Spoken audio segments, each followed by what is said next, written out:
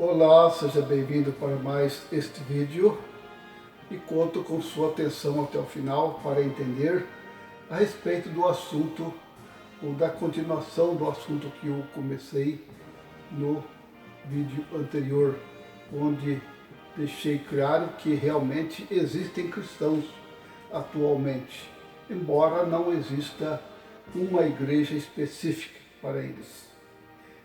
Então hoje vamos continuar justamente porque a parábola do trigo e do joio é que nos dá uma ideia de que se existem cristãos atualmente, onde eles se encontram, onde eles estão. Então vamos recordar aqui a respeito da parábola do trigo e do joio, onde na Bíblia mesmo, capítulo 13 de Mateus, os versículos 24 ao 30, nós lemos o seguinte: Apresentou-lhes outra ilustração, dizendo: O reino dos céus tem se tornado semelhante a um homem que semeou excelente semente no seu campo. Enquanto os homens dormiam, veio seu inimigo e semeou por cima joio entre o trigo, e foi embora. Quando a lâmina cresceu e produziu fruto, apareceu também o joio. Vieram assim os escravos do dono de casa e disseram-lhe: Amo, não semeaste excelente semente no teu campo? De onde lhe veio então o joio? Disse-lhes ele: Um inimigo, um homem, fez isso. Disseram-lhe: Queres que vamos e o reunamos? Ele disse: Não, para que não aconteça que ao reunirdes o joio, desarraigais também com ele o trigo. Deixai ambos crescer juntos até a colheita, e na época da colheita direi aos ceifeiros: Reuni primeiro o joio e o amarrai em feixes para ser queimado. Depois ide ajuntar o trigo ao meu celeiro. Conforme Mateus 13, 24 ao 30, está aí o relato que acabei de ler. Depois, lógico, aqui quando Jesus contou esta ilustração, em sequência seus discípulos queriam saber, porque Jesus falava por parábolas e algumas coisas eles talvez entendiam, mas a maioria das palavras e a maioria dos discípulos não entendiam. Por isso, o que aconteceu? Aí, continuando o relato, Mateus 13, 36 ao 43, Jesus explica ali o significado da parábola, dizendo: E vieram a ele seus discípulos e disseram: Explica-nos a ilustração do joio no campo. Em resposta ele disse: O semeador da semente excelente é o Filho do Homem, e o campo é o mundo. Quanto à semente excelente, estes são os filhos do reino, mas os joios são os filhos do iníquo. E o inimigo que semeou é o diabo. A colheita é a terminação de um sistema de coisas, e os ceifeiros são os anjos. Portanto, assim como o joio é reunido e queimado no fogo, assim será na terminação do sistema de coisas. O Filho do Homem enviará os seus anjos, e estes reunirão dentro do seu reino todas as coisas que causam tropeço, e os que fazem o que é contra a lei, e as lançarão na fornalha ardente, ali que haverá seu choro e o ranger de seus dentes. Naquele tempo os justos brilharão tão claramente como o sol no reino de seu Pai. Escutai aquele que tem ouvidos.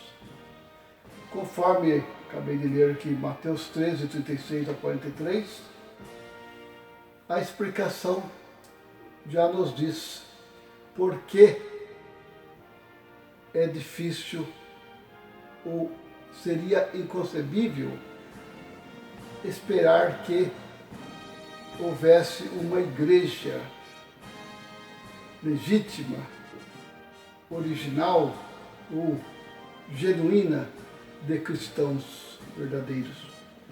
Não. Por quê? Segundo esta parábola, Jesus deixou bem claro aqui que ele, o homem, que semeou a boa semente, o trigo, veio e semeou a palavra. Então ele diz que o trigo são os filhos de Deus, são os filhos do reino, ou em outras palavras, os filhos de Deus, os cristãos genuínos, podemos dizer assim. Quanto ao joio, ele diz que são os filhos do iníquo, né? Porque foi o iníquo que semeou. E o que acontece normalmente? Aí ele acrescenta que só no final, na terminação do sistema de coisas, ele enviará os seus anjos e ajuntará o joio e também separará o trigo. A quem então cabe o serviço ou este trabalho de ajuntamento no final dos tempos, ou quando chegar o fim? Ele diz que ele enviará os seus anjos e reunirá o trigo e separará do joio, né? O primeiro o joio e depois o trigo. Mas pensando um pouco pelo lado lógico, como já disse, por que não seria tão fácil distinguir um cristão de um falso cristão? Justamente porque assim que Jesus acabou a sua carreira aqui na terra, deixou seus discípulos e eles morreram lá por volta do segundo século já. Praticamente não houve nenhum relato de cristãos durante os períodos que seguiu até nossos dias modernos. Certo? Então, o que é que nós entendemos então dessa parábola? Se é que existe o trigo, onde estão os cristãos verdadeiros? Na própria explicação, o Jesus mesmo disse que o campo é o mundo. Então, onde haveria de estar os cristãos? No meio do joio, no mundo também. E o joio é os filhos do iníquo. Talvez aí é que entra a questão que faz muitos confundir as coisas.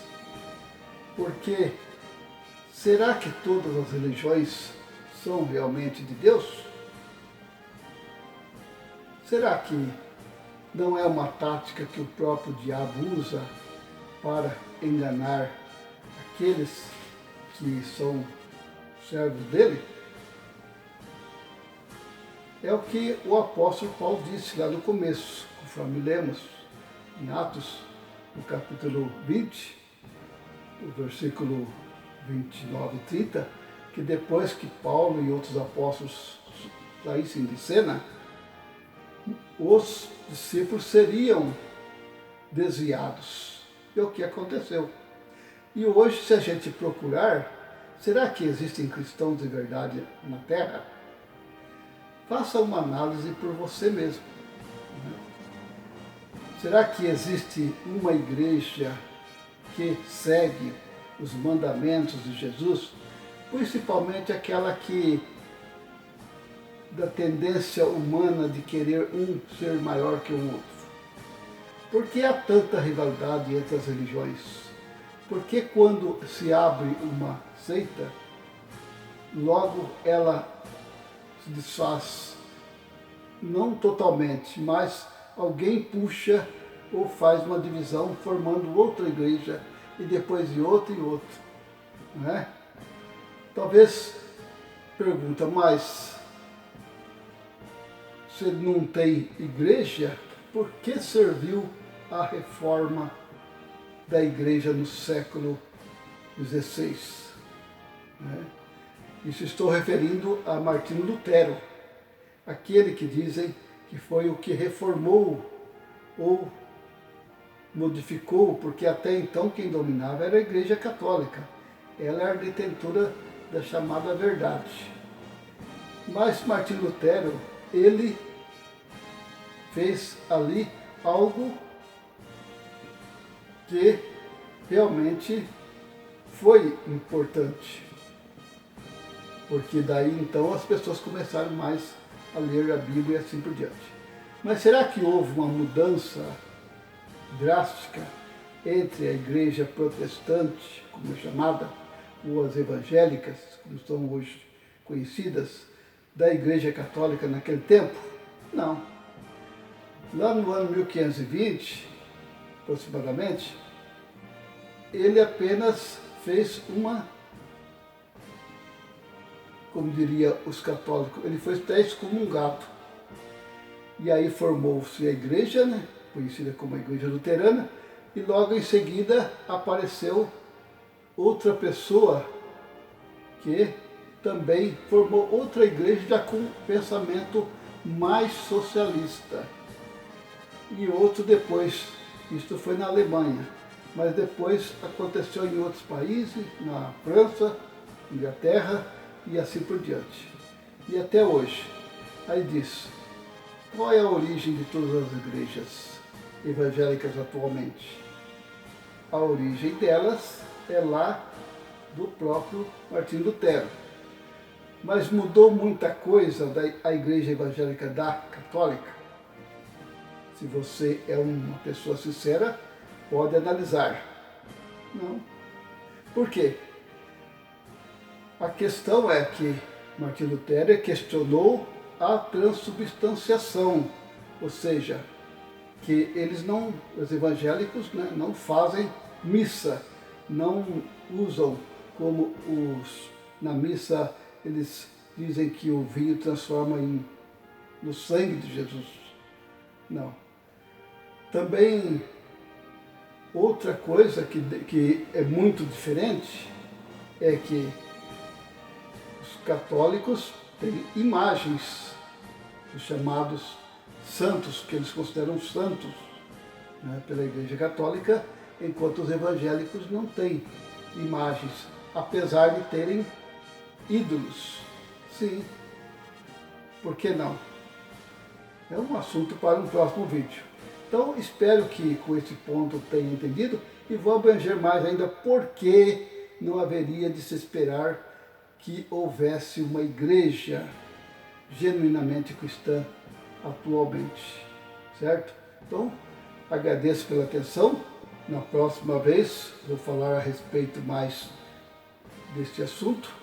Então deixe aí a sua inscrição se não é inscrito e deixe seu comentário, seu questionamento, que será um prazer poder contar assim com a sua opinião sincera a respeito do assunto, tá bom? Então até lá e muito obrigado pela sua atenção.